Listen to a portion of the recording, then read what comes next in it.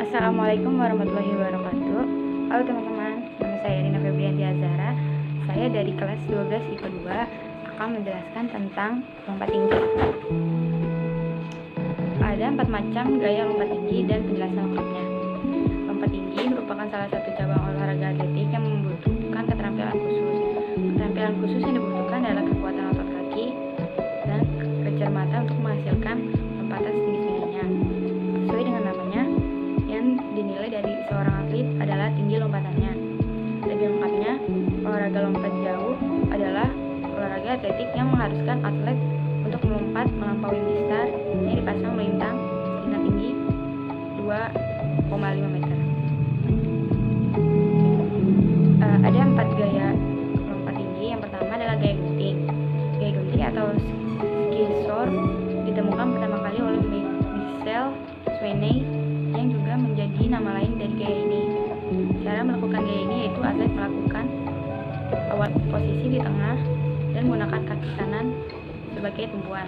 Sementara itu, kaki kiri yang dibebas diayunkan, kemudian ketika melakukan pendaratan, kaki yang mendarat terlebih dahulu adalah kaki kiri. Gaya gunting sendiri memiliki 4 tahapan, yaitu awalan, tumpuan, melayang, dan mendarat. Berikut adalah penjelasan lengkapnya. Awalan. Pada tahap awalan, atlet berlari ke arah depan dengan posisi sedikit serong ke kiri atau ke kanan. Arah kiri atau kanan ditentukan oleh kaki mana yang digunakan sebagai tumpuan, serta arah start. Mengenai ini, atlet sendiri yang akan menentukannya. Misalnya, atlet berlari menggunakan kaki kiri sebagai tumpuan. Jadi, ketika berlari atlet akan serong ke arah kanan. Itu sebaliknya, jika atlet mulai start dengan kaki kanan sebagai tumpuan, maka ketika berlari akan sedikit menyerong ke kiri, tumpuan.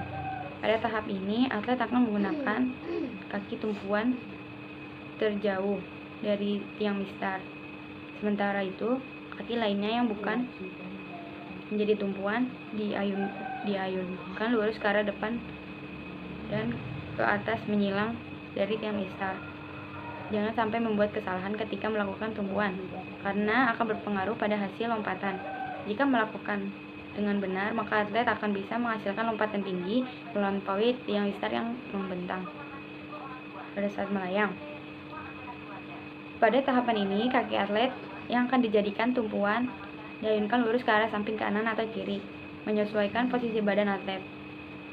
Pada saat bersamaan, kaki yang bukan dijadikan tumpuan diayunkan lurus ke arah belakang sehingga akan terlihat seperti gunting sesuatu dengan sesuai dengan nama gayanya. Selanjutnya, badan diputar ke arah kiri atau kanan. Atlet disarankan untuk mengarahkan pandangan ke bawah atau ke tempat mendarat. Ketika hendak melakukan pendaratan, kaki kanan atau kiri diayunkan ke kanan atau kiri bawah. Sementara itu, kaki satunya diayunkan ke arah bawah saja tanpa harus menyerong kiri atau kanan. Pada saat pendaratan, pada tahapan yang terakhir ini, atlet melakukan pendaratan dengan kaki yang tumpuan terlebih dahulu, dengan posisi badan menghadap ke mistar. Untuk melakukan pendaratan yang baik dan benar, harus dilatih sesuai dengan terus-menerus, khususnya bagi pemula. Banyak sekali pemula yang melakukan kesalahan dalam melakukan pendaratan. Pertama, pada arah gerakan kaki ketika mendarat. Selanjutnya ada gaya Fosbury Flop.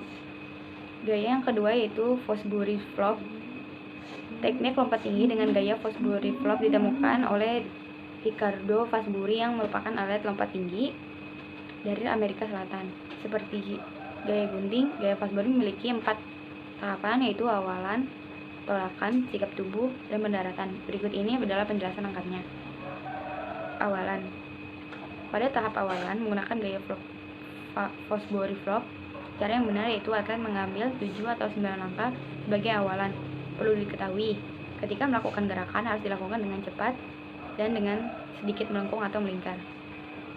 Kedua adalah tolakan. Diperlukan ayunan tangan yang sangat kuat pada tahap yang kedua ini.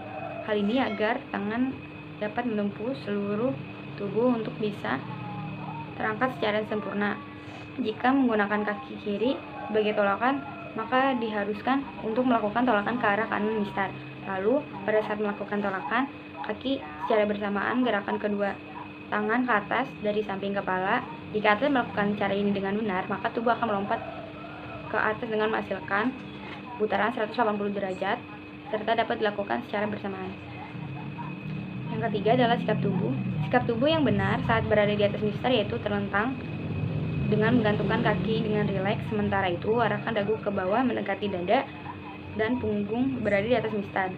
Jika dilakukan dengan benar, maka tubuh akan terlihat membentang seperti busur. Keempat adalah pendaratan. Pada tahapan akhir gaya Fosbury Flop ini, pendaratan yang benar adalah dilakukan dengan karet busa dengan ketinggian 60 cm dan 5 kali 5 meter. Pada bagian busa tersebut akan ditutupi atau dilapisi matras berukuran 10-20 cm. Ketika melakukan pendaratan, yang akan mendarat terlebih dahulu adalah punggung, baru kemudian belakang kepala. Selanjutnya ada gaya yang ketiga yaitu gaya guling sisi. Gaya guling sisi atau western roll ditemukan oleh G. Horin asal Amerika Serikat pada tahun 1912. Gaya ini juga memiliki 4 tahapan yaitu awalan, tumpuan, saat melayang, dan pendaratan. Berikut ini adalah penjelasan lengkapnya. Yang pertama adalah awalan. Awalan dilakukan dari arah samping dengan sudut 35-40 derajat. Jika menggunakan kaki kiri sebagai tumpuan, maka awalan dilakukan dari arah kiri, begitu juga sebaliknya. Kedua adalah tumpuan. Pada tahap ini, atlet akan menggunakan kaki yang paling dekat dengan mistar sebagai tumpuan. Kemudian, kaki akan diayunkan ke depan sehingga menghasilkan gerakan menyilang dari tiang mistar. Ketiga adalah saat melayang. Saat sedang melayang di atas mistar, posisi badan miring dari tiang mistar namun sejajar. Kemudian secara bersamaan, kepala akan diturunkan segera. Posisi kepala harus lebih rendah dari pinggul. Setelah itu meluncur ke bawah dengan cara berguling. Keempat adalah pendaratan. Pendaratan dilakukan setelah tubuh melayang di atas tiang mistar.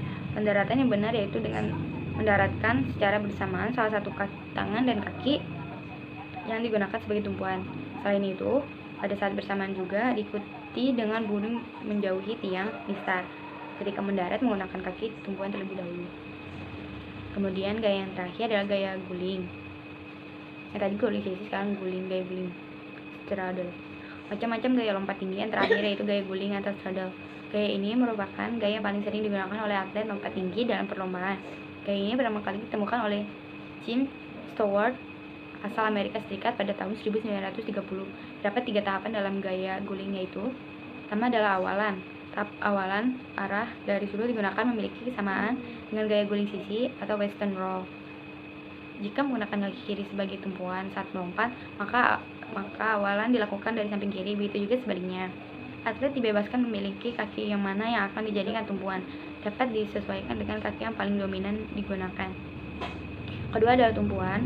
Kaki yang digunakan sebagai tumpuan adalah kaki yang paling dekat dengan mistar. Dengan kata lain, kaki bagian dalam atau bebas diayunkan ke arah depan atas. Tahap ini sangat penting karena akan berpengaruh pada maksimal atau tinggi setidaknya lompatan yang akan dihasilkan. Jika melakukan kesalahan, maka akan menyebabkan tubuh menjadi tidak seimbang dan terjatuh. Kedua adalah saat melayang dan pendaratan. Saat melompat dengan menggunakan tumpuan kaki, tubuh akan melayang di udara melampaui mistar, kemudian badan terlungkup dan sejajar dengan tiang mistar diikuti dengan kaki mengangkat. Sementara itu, kaki yang bukan menjadi tumpuan kepala dan lengan yang sejajar dengan kaki diayunkan terlebih itu. Caranya itu dengan posisi kepala lebih rendah daripada pinggul, diikuti dengan berguling ke kanan lalu meluncur ke bawah. Itulah tadi macam-macam gaya lompat tinggi lengkap dengan penjelasannya masing-masing. Saya rasa sudah begitu jelas, sudah cukup jelas. Kurang lebihnya mohon maaf. Wassalamualaikum warahmatullahi wabarakatuh.